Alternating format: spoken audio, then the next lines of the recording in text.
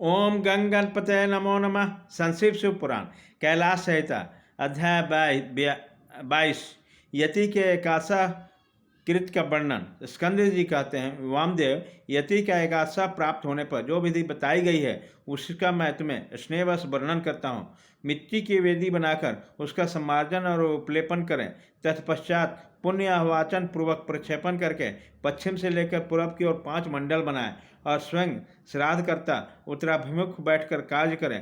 प्रदेश मात्र लंबा चौड़ा चकुर मंडल बनाकर उसके मध्य भाग में बिंदु, उसके ऊपर त्रिकोण मंडल, उसके ऊपर षटकोण मंडल और उसके ऊपर गोल मंडल बनाएं। फिर उसके सामने संघ की स्थापना करके पूजा के लिए बताई हुई पद्धति के क्रम से आचमन, प्राणायाम एवं संकल्प करके पूर्वक 5 अतिवाहिक देवताओं को देवश्री देवियों के रूप में पूजन करें। उत्तर की ओर आसन करके कुश डालकर जल का स्पर्श करें।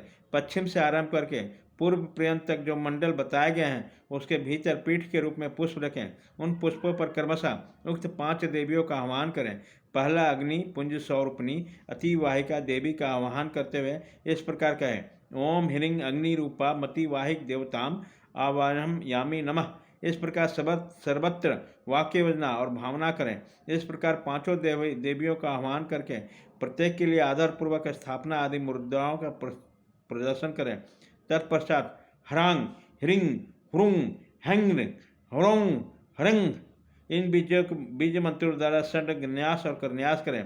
इसके बाद उन देवियों को इस प्रकार ध्यान करना चाहिए कि उन सबके 4 हाथ हैं। उनके 2 हाथों में पाश और अंकुश धारण करती हैं तथा शेष 2 हाथों में अभय और वरण मुद्राएं हैं।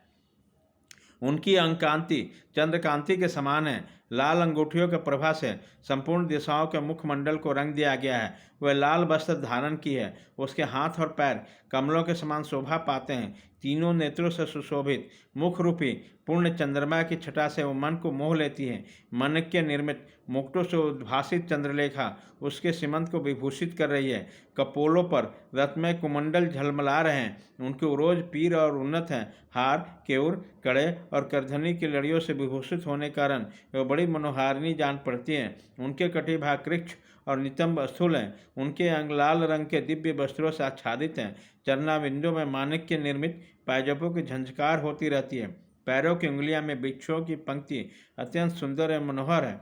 यदि अनुग्रह मुर्दे के समान मूर्तिमान हो तो इसमें क्या सिद्ध हो सकता है। इसलिए वे देवियाँ महेश्वर की भांति संख्यात्मक मूर्ति वाले अनुग्रह से संपन्न है। अतः उनके अनुग्रह से सब कुछ सिद्ध हो सकता है। सब पर अनुग्रह करने वाले भगवान शिव ने ही उन 5 मूर्तियों को स्वीकार किया है। इसलिए वह दिव्य संपूर्ण कार्य करने में समर्थ तथा परम अनुग्रह में तत्पर है। इस प्रकार उन सब अनुग्रह प्रायण कल्याणमयी देवियों का ध्यान करके उनके लिए संघस्थ जल के बिंदुओं द्वारा पैरों में पाद्म, हाथों में आचमियाँ तथा मस्तक पर अर्घ्य देना चाहिए। तदनंतर संघ के जल की बूंदों को उनका स्नान क्रम संपन्न कराना चाहिए।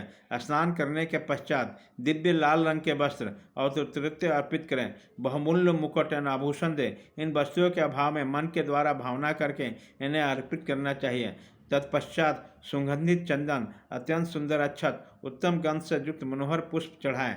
अत्यंतित सुगंधित धूप और घी के बत्ती से युक्त दीपक निवेदन करें। इन सब वस्तुओं का अर्पण करते समय आरंभ में ओम ह्रीं का प्रयोग करके फिर समर्पयामि नमः बोलना चाहिए। यथा ओम ह्रीं अग्नियादि रूपाभिम पच्य देवीम दीपम समर्पयामि।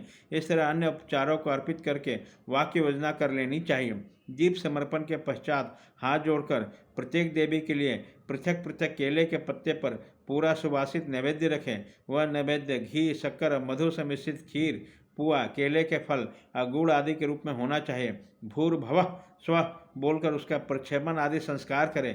फिर ओम ह्रीं स्वाहा नैवेद्यम निवेद्यामि नमः बोलकर नैवेद्यम समर्पण के पश्चात ओम ह्रीं निवेदांत आचमनार्थ पानीयम समर्पयामि नमः कहते हुए बड़े प्रेम से जल अर्पित करें। मुनि श्रेष्ठ तत्पश्चात प्रसन्नतापूर्वक नैवेद्य को पूर्व दिशा में हटा दें और उस स्थान पर शुद्ध करके कुल्ला आचमन और अर्घ्य के लिए जल दें।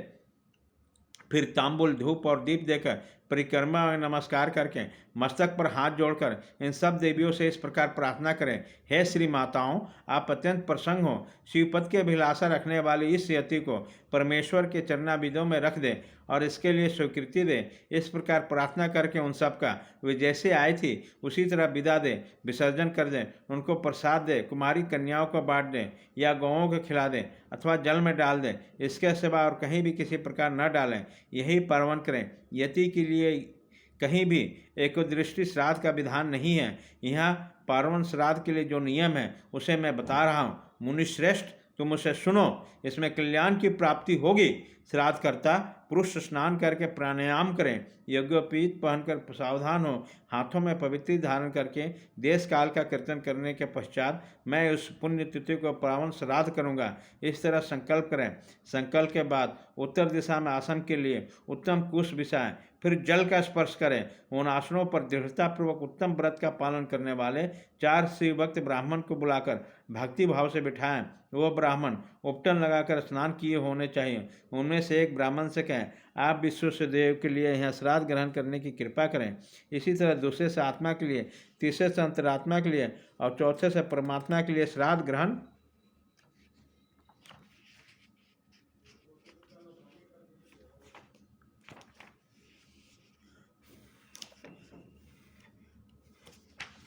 करके प्रार्थना करें और श्राद्ध करता यति श्रद्धा और आदर पूर्वक उन सबका यथोचित रूप से वरण करें। फिर उन सबके पैर धोकर उन्हें पूर्वाभिमुख बैठाएं और गंध आदि से अलंकृत करके शिव के सम्मुख भोजन कराएं। तदंतर वहाँ गोबर से भूमि का लीप कर पुरगर कुश बिछाएं और प्राणायाम पूर्वक पिंड दान के लिए संकल्प करके तीनों मंडलों की पूजा करें। इसके बाद पहले पिंड को हाथ में लें। आत्मन इमं पिंडम ददामी, ऐसा कहकर उस पिंड को प्रथम मंडल में दे दें। तत्पश्चात दूसरे पिंड को अंतरात्मन इमं पिंडम ददामी कहकर दूसरे मंडल में दे दे। फिर तीसरे पिंड को परमात्मा इमं पिंडम ददामी कहकर तीसरे मंडल को अर्पित करें। इस तरह भक्ति भाव से विधिपूर्वक पिंड और कुशोदक दे। तत्पश्चात उठकर परिक्रमा और नमस्कार करें। तदंतर ब्राह्मणों को विधिवत दक्षिणा दें। उसी जगह और उसी दिन नारायण बलि करें। रक्षा के लिए सर्वत्र श्री विष्णु की पूजा का विधान है, अतः विष्णु की महापूजा करें। खीर का नैवेद्य लगाएं। इसके बाद वेदों का पारंगत 12 विद्वानों द्वारा ब्राह्मणों को बुलाकर केशव आदि नाम मंत्रों द्वारा गंध, पुष्प और अक्षत आदि से उनकी पूजा करें। उनके लिए विधि पूर्वक जूता, छाता और वस्त्र आदि दें। अत्यंत भक्ति से भांति भांति के शुभ वचनों कहकर उन्हें संतोष दे। फिर पूर्वाग्रह कुशों को बिछाकर ओम भ्रुवः स्वाहा, ओम भुवः स्वाहा, ओम शुभः स्वाहा ऐसा उच्चारण करके पृथ्वी पर खीर की बलि दें।